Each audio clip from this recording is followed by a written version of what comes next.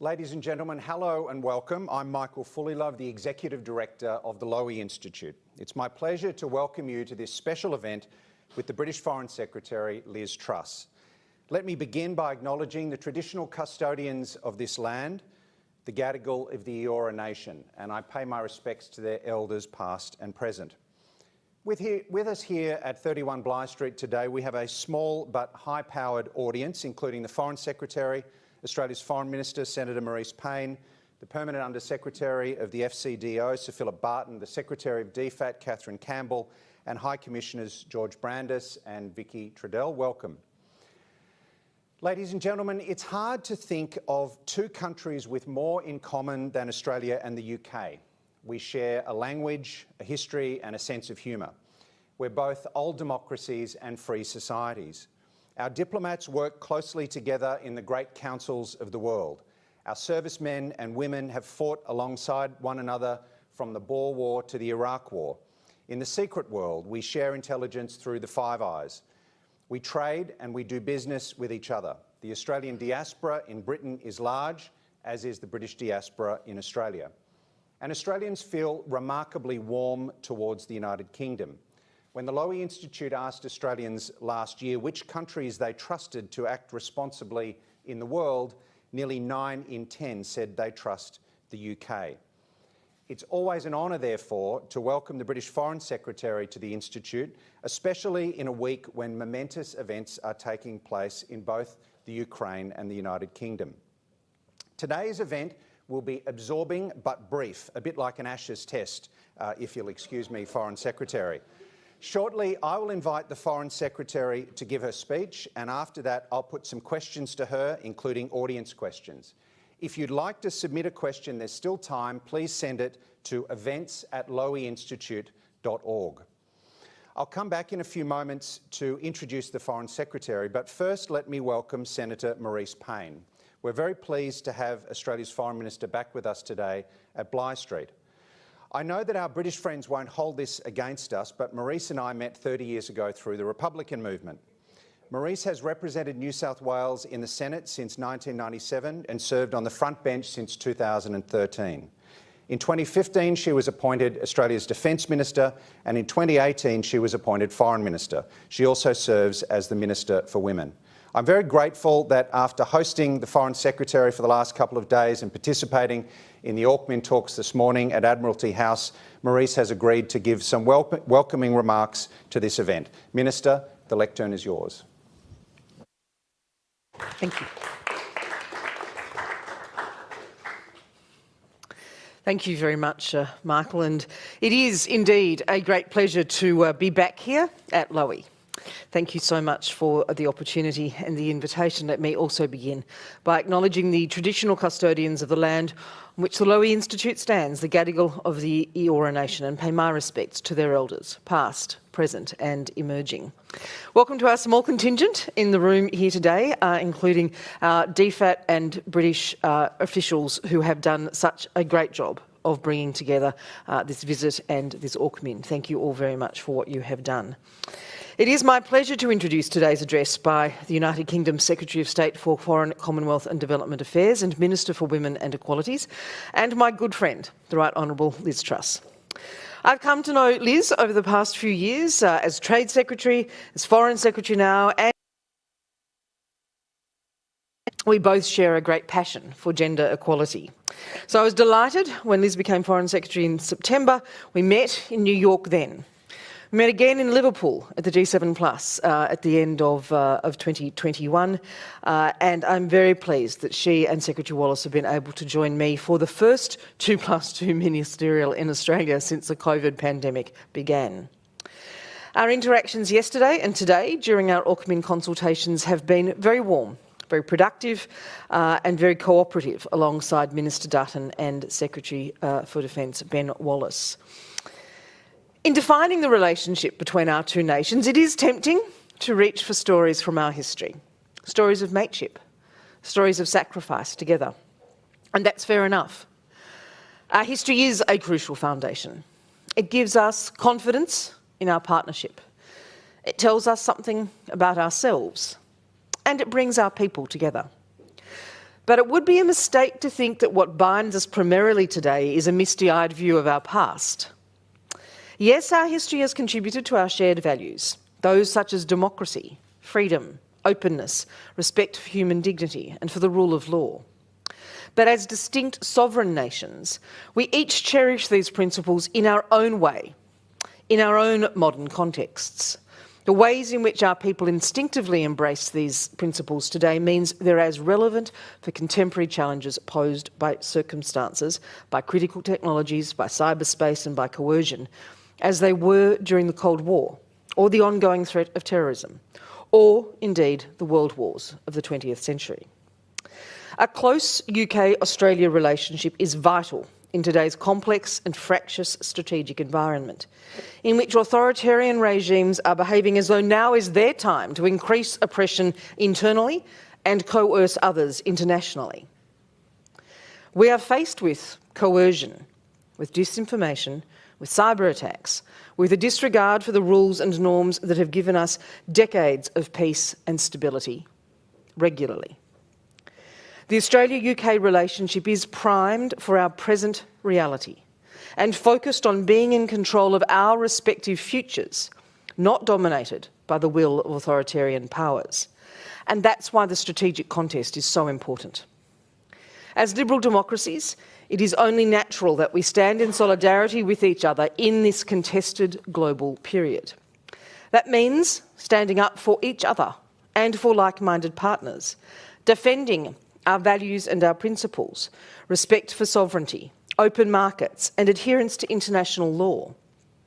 That applies whether it is China's actions against Lithuania or in the South China Sea, Russia's aggression on the Ukraine border, or the DPRK's testing of missiles in breach of UN conventions and sanctions. That's also why it is important that these AUKMIN consultations have taken place in person this week. Our two great nations are able to address multiple simultaneous challenges around the globe. It's why we are working ever more closely together and with all our partners, including across ASEAN, the Pacific, the Commonwealth and the European Union, to shape the kind of Indo-Pacific and world we want. That's why our discussions have focused on practical cooperation through measures that include a new Australia-UK cyber and critical technology partnership, a new infrastructure investment partnership in the Indo-Pacific. We'll also build resilience to disinformation that is designed to undermine liberal values and erode social cohesion. And we will work together to support the Indo-Pacific's health and economic recovery, including ensuring more secure, reliable and sustainable supply chains. The UK-Australia FTA, signed last month, is an historic moment in our relationship. It is a gold standard trade agreement. Our enhanced trilateral security partnership with the United Kingdom and the United States, Orcus, will enable us to significantly deepen cooperation on a range of emerging security and defence capabilities, including artificial intelligence, quantum computing and cyber. These new areas of cooperation go to the heart of challenges affecting the peace, stability and prosperity of the Indo-Pacific. Before I finish, I'd like to remind everyone that in 2017, another UK Foreign Secretary spoke here at Lowy.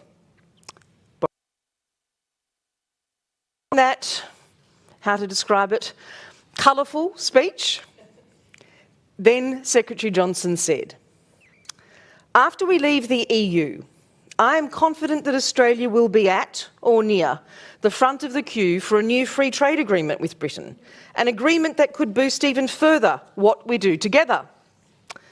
Such remarkable prescience. Liz, as former Trade Secretary, deserves great credit for delivering that agreement, which came to fruition just last month. So Liz, as that Trade Secretary and now Foreign Secretary, perhaps I can challenge you today to predict the trajectory of our nation's relationship over the next 5 years. Thankfully, a large part of our future is indeed a safe bet. We will be strong allies. We will be steadfast friends. We will be working together to shape the kind of world that we want. And we will remain deeply competitive and parochial over the Ashes and the netball. It is now my great pleasure to introduce UK Foreign Secretary Liz Truss.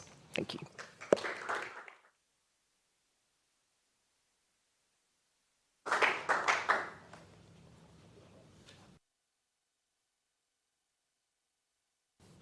Well, thank you very much, Maurice, and thank you, Michael, as well, for welcoming me to the Lowy Institute. I'd like to begin by acknowledging the traditional owners of this land, the Gadigal people, and by paying my respects to elders past and present. It's great to be back in Sydney at the Lowy Institute with my friend Maurice Payne. As the UK sets out on its future as global Britain, we now have full use of our trade, our defence, our diplomacy and our development policies to be able. And I see Australia as a real inspiration in that, with the work you do to promote free trade, freedom of speech, human rights, and the rights of women and girls as a leading nation. And our close bonds now are more important than they've ever been. And we are doing more and more together. And this is vital because of the growing threats that we face. The Kremlin haven't learnt the lessons of history. They dream of recreating the Soviet Union or a kind of greater Russia, carving up territory based on ethnicity and language. They claim they want stability while they work to threaten and destabilise others. We know what lies down that path and the terrible toll in lives lost and human suffering it brings. That's why we urge President Putin to desist and step back from Ukraine before he makes a massive strategic mistake. Ukraine is a proud country with a long history.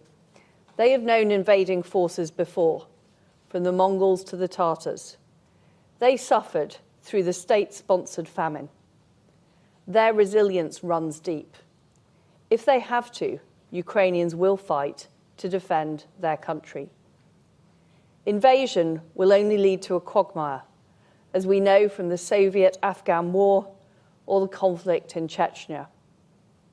Last week, at the NATO-Russia Council, we sent a clear message to Moscow that any incursion into Ukraine would bring massive consequences, including through coordinated sanctions hitting the financial sector and individuals. This week, the United Kingdom announced a new package of training support and defensive weapons for Ukraine to boost their capabilities.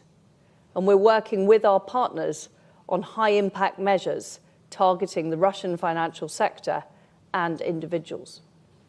We're also strengthening our bilateral partnership following high-level talks in London in December, and we're fostering new trilateral ties with Poland and Ukraine. We're also pushing for alternatives in energy supply so that nations are less reliant on Russia for their gas. We need everyone to step up. Together with our allies, we will continue to stand with Ukraine and urge Russia to de-escalate. What happens in Eastern Europe matters for the world.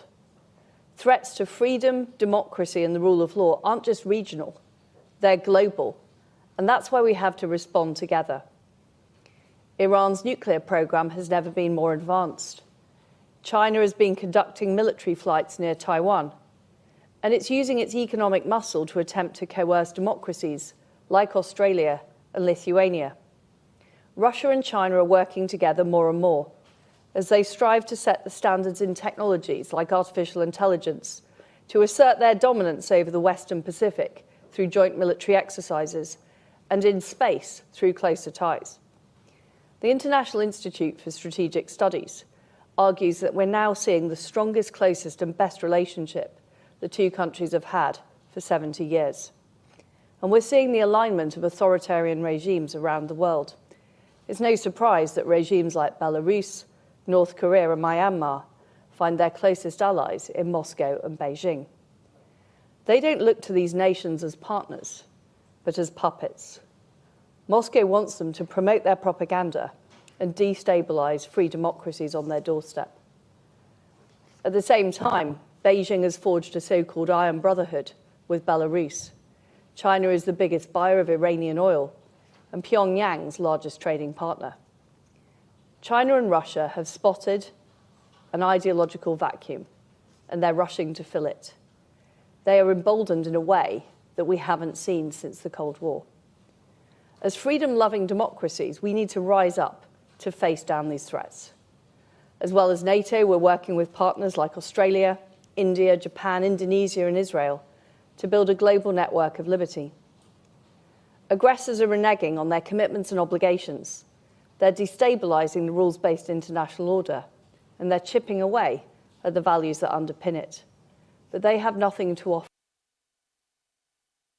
The world is different. We're not defined. We believe in freedom and democracy. We believe in individual liberty as the greatest transformative force on earth.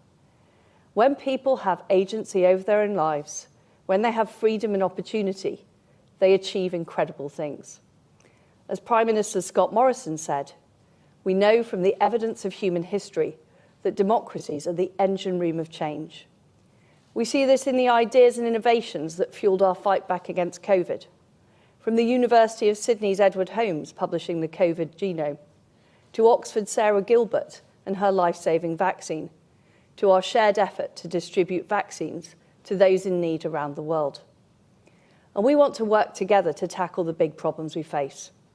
That does include working with countries like Russia and China where it's necessary, on trade, tackling climate change, or bringing Iran to the negotiating table. But in doing so, we will stand up for what we believe in. In December, I welcomed G7 foreign ministers to Liverpool, together with Maurice Payne and some of our other closest allies and friends. We expressed our concern about China's economic coercive policies, and we united to condemn Russia's aggression. Together, we showed our determination to stand shoulder to shoulder for freedom and democracy around the world.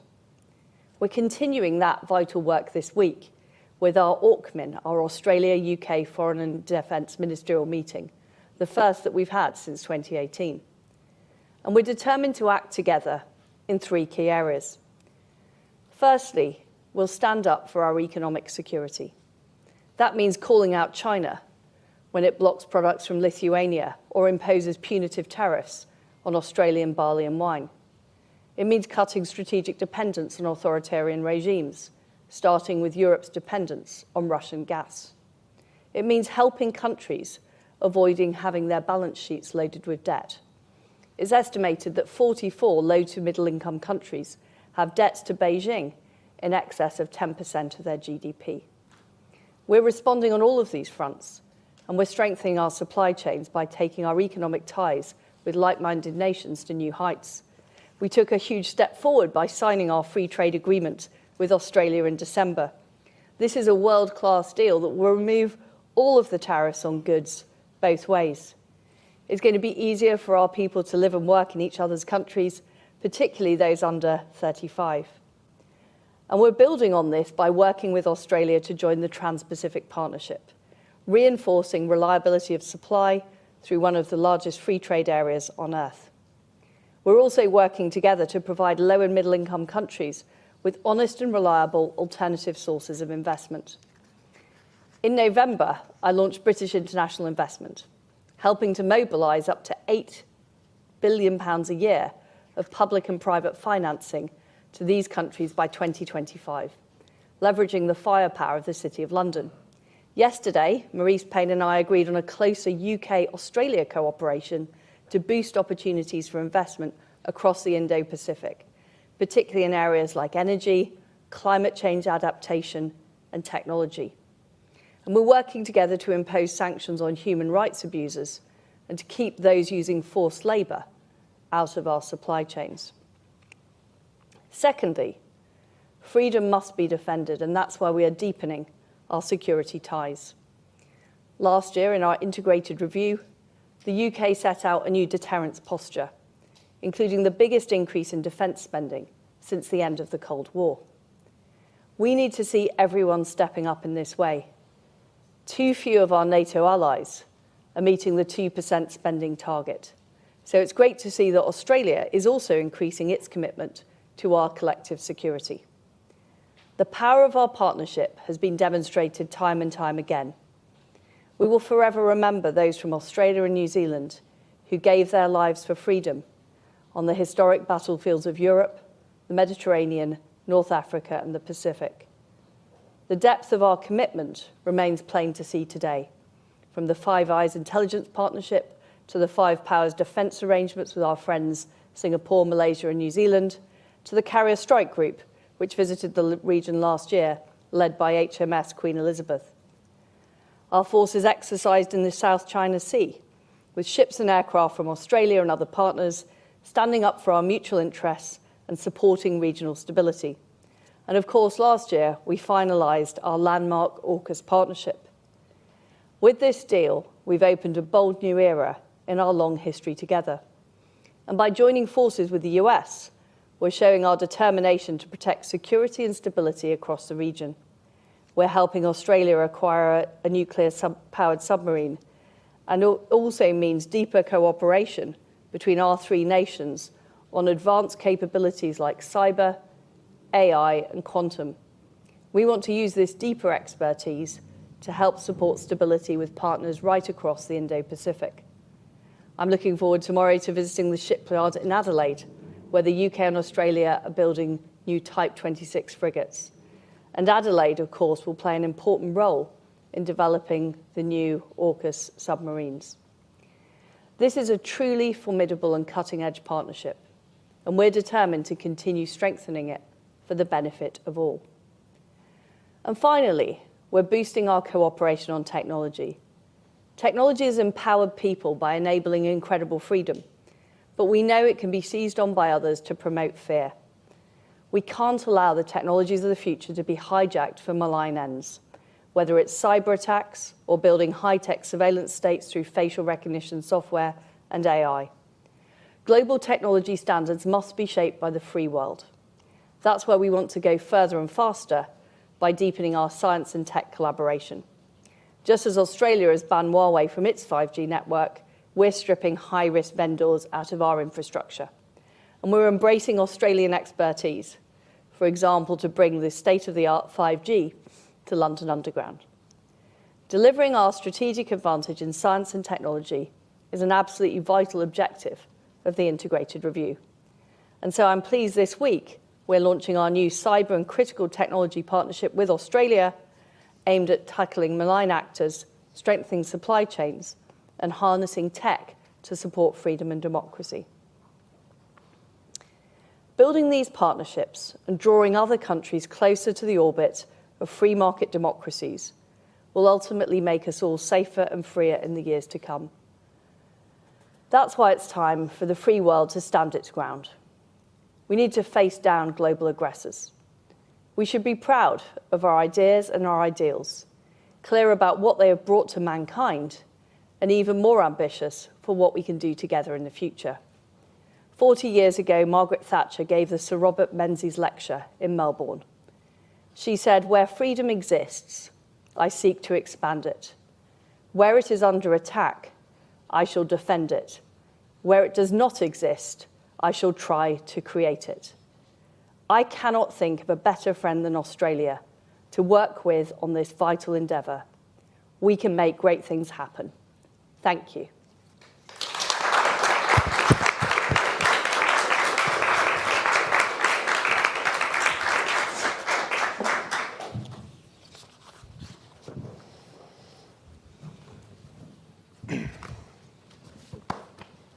Foreign Secretary, thank you very much. Thank you for giving an important speech that's already been widely reported around the world, and thank you for agreeing to take some questions. I'm going to kick off, and then we've got some questions from our audience, which I'll also put to you. Let me start with Ukraine. You said in your speech the Kremlin has not learned the lessons of history. But Vladimir Putin might reply that history tells him that the West, the free world, is not prepared to stand up to him. After all, 8 years later, the Russian flag still flies over Crimea. Why are you confident that the free world will stand its ground, as you said? First of all, I think it's very important to note the commitments that Russia made. In the 1994 Budapest Agreement, in exchange for Ukraine giving up its nuclear weapons, Russia agreed, alongside the UK and the US to protect Ukraine's sovereignty and territorial integrity. So the claims that are being made by Vladimir Putin are completely wrong about what has happened. And it is true, and I made this point in my speech, that the free world has not been doing enough since the end of the Cold War to make sure that we are deterring aggressors. But we are very clear, together with our allies in the G7, with our allies in NATO, that if there is an incursion by Russia into Ukraine, it would come at a massive cost. We are prepared to put very severe sanctions in place. We are also working to support Ukraine in terms of defensive capability. What I would say as well is that dealing with this immediate situation is, of course, an absolute priority. But the free world also needs to work together to reduce economic dependence on Russia, to put in place the agreements that help countries have alternatives in terms of trade and investment. So in the future, it becomes harder for those aggressive regimes to use economic dependence as a way of getting what they want. So yes, we are very ready to act in the immediate term, but in the longer term, this is why it's so important that we are investing in developing countries. It's so important that we are trading widely across the world using strong rules-based agreements like the CPTPP. That's the best way to protect ourselves from aggressors, is from a position of economic and defensive strength. Let's move to that long-term approach, because I know that you're also very keen on allies and like-minded countries working much more closely together, cooperating with each other. And Orcus is an example of that. When I heard about Orcus, I was reminded of something that Winston Churchill said in 1940 when the United States provided Britain with 50 overage destroyers in exchange for access to British naval bases. And Churchill said that the two countries, the UK and the United States, will have to be somewhat mixed up together in some of their affairs for mutual and general advantage. Do you think that in the face of new challenges, we will once again see like-minded countries getting more mixed up together? Yes, and I think that's a good thing. And one of the points I made in my speech is we're seeing more working together by authoritarian nations. And it's vital that we do work together and that we rely on each other.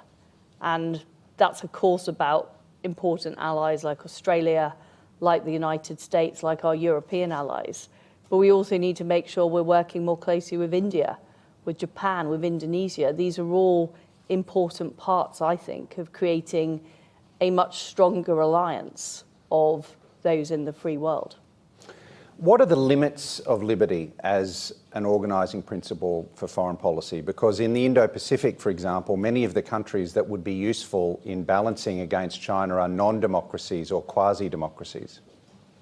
Well, the way I look at it is I want a world where free democratic countries can survive and thrive.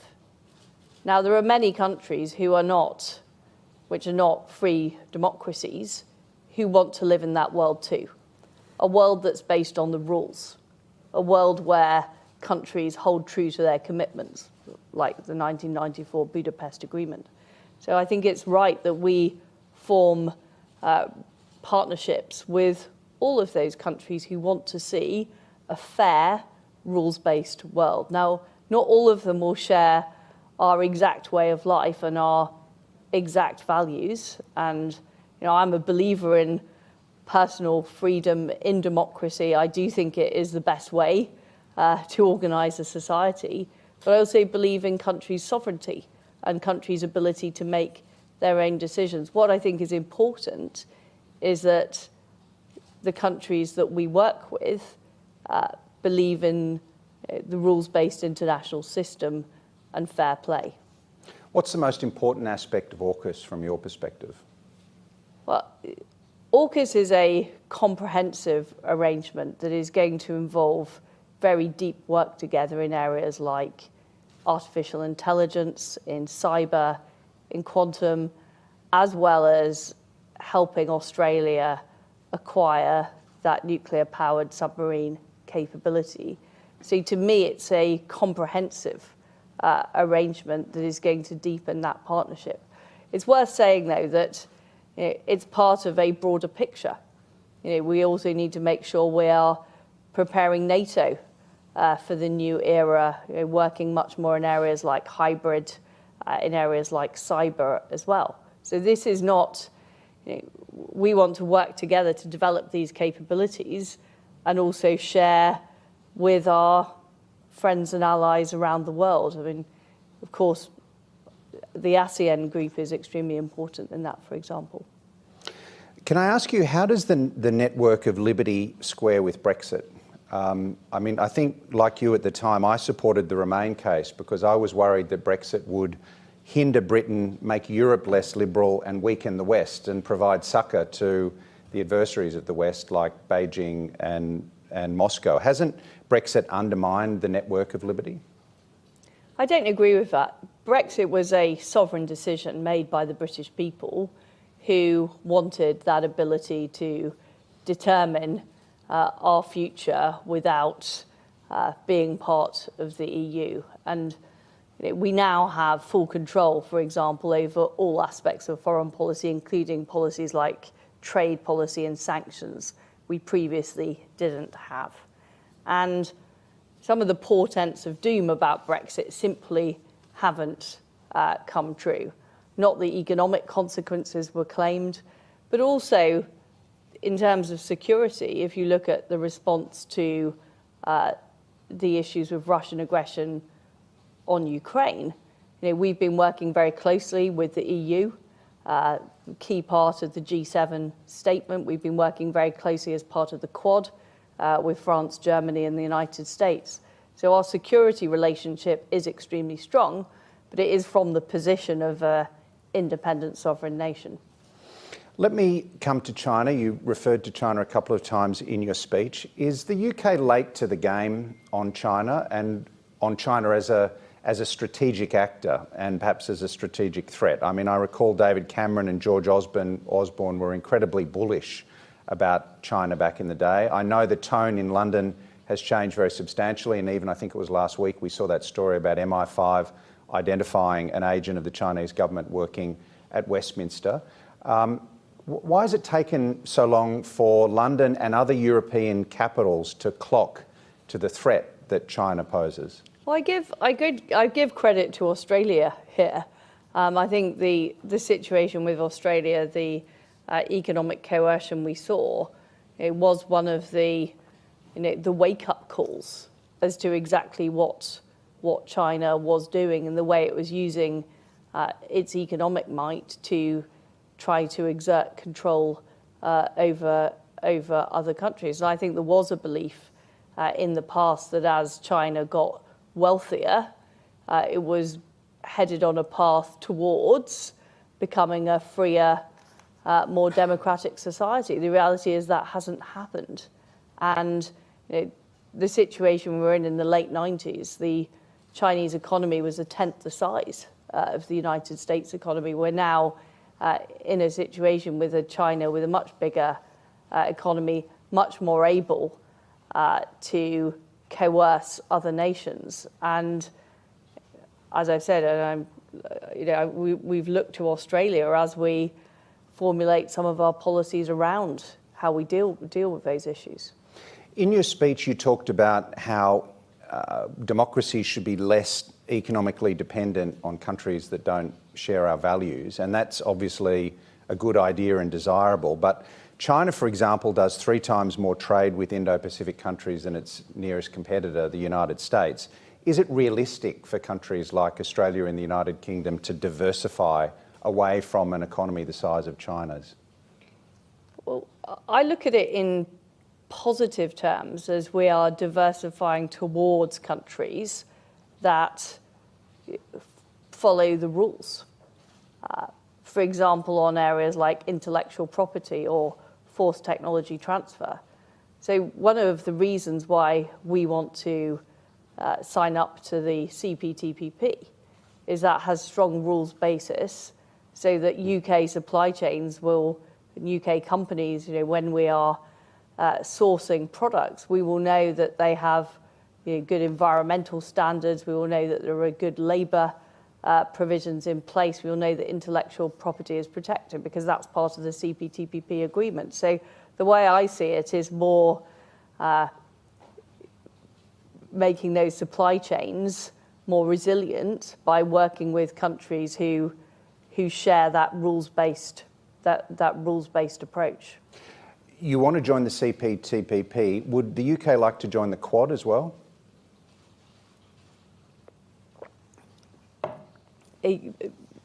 Well, we are looking at all kinds of groupings that we could potentially be part of, but it would take the Quad members to want to have the UK as part of it. Okay, all right. I'm going to go to the audience, but I am going to squeeze in one question about domestic politics, if I can. The last time we hosted a foreign secretary at the Institute, as Maurice noted, he went on in short order to become Prime Minister. Should we expect to see that phenomenon again, do you think? Well, our Prime Minister, as you said, spoke at the Lowy Institute. He became Prime Minister. I was delighted to serve as his Trade Secretary, delivering on the promise he made here at the Lowy Institute. And I'm now working from his Foreign Secretary. He is doing an excellent job. Britain is one of the first countries to get people vaccinated, to deliver a successful booster campaign. We've got the fastest growing economy in the G7, and that is what is important to people.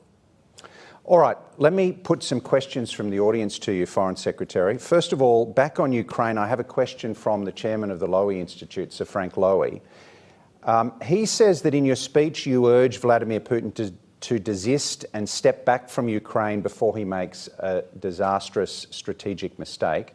What would NATO do if Russia invaded Ukraine, and should Russia be concerned about that?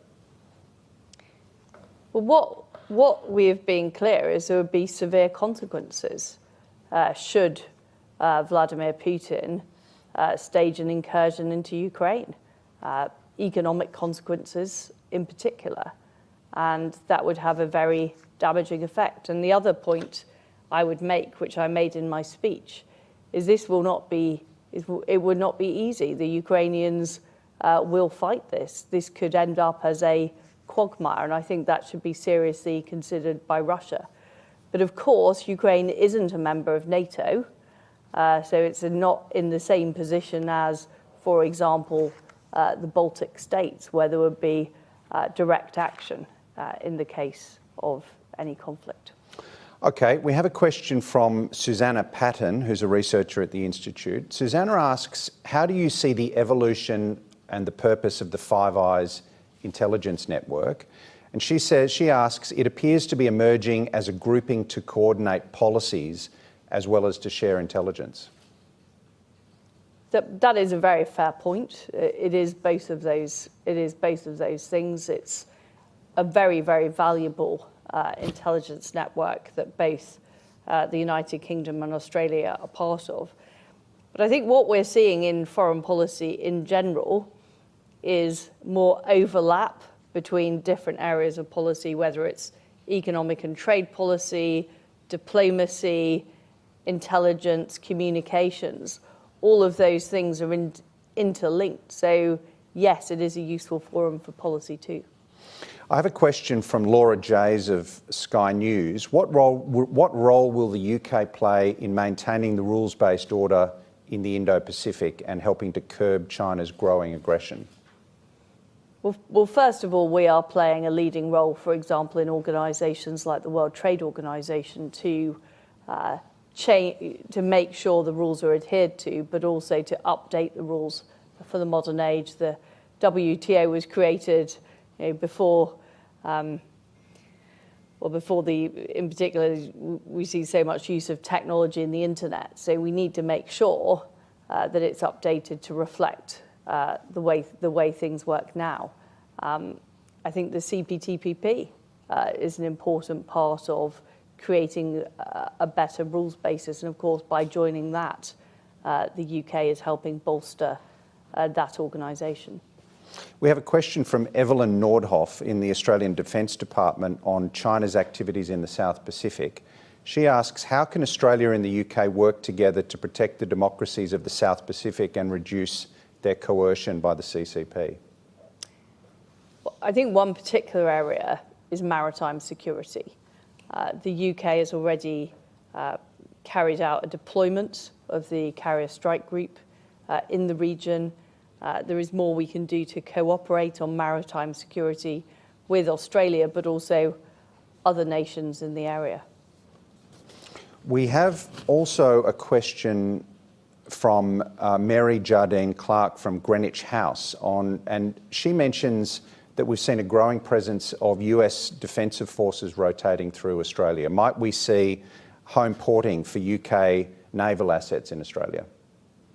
Well, we're certainly looking at what more we can do, and this is a comment the Defence Secretary made earlier, to have a visible presence in the region, as well as a greater degree of diplomatic engagements as well. Finally, Foreign Secretary, I might ask you one more question about the United States, if I can, which is at the centre of any network of liberty. We've seen a lot of inconsistency in Washington's approach to the world. During the Trump era, for example, the President was very unconvincing in his commitment to the idea of collective defence as enshrined in Article 5 of the NATO treaty. Some people think Mr Trump could return to the White House in 2024. Are you worried about the fractures in the American polity, about how that affects America's credibility and influence in the world? Are you concerned at all about the trajectory of the United States? Because in a way, the whole of the rest of the network of liberty is hinged off the United States. Well, the United States is very important. Other countries are also important. One of the reasons I'm here in Australia is a very important partner of the United Kingdom. I've mentioned India and Japan as other absolutely key parts of working more closely together in areas like the economy and security.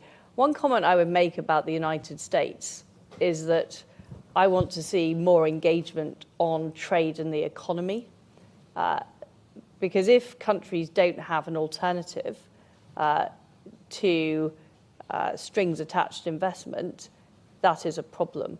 So we are working with the United States on investment partnerships. They've got the Build Back Better World program. But I think more economic engagement, the UK and Australia, by working to promote free trade and doing that, it would be fantastic to see the US doing more and also the European Union doing more to make sure that countries have those alternatives. Foreign Secretary, it's been a pleasure to host you today at the Institute. We've run out of time. Thank you for giving an important speech that will be studied closely and for taking our questions. The Foreign Secretary has said that she's an admirer of Arya Stark from Game of Thrones, and like Arya, I would say that Liz Truss is one to watch. Foreign Secretary, we look forward to hosting you at the Institute again in the future. Thank you. Thank you also to Australia's Foreign Minister, Senator Maurice Payne, for joining us, and to everyone in the audience for tuning in. For now, it's goodbye from the Lowy Institute. Thank you very much.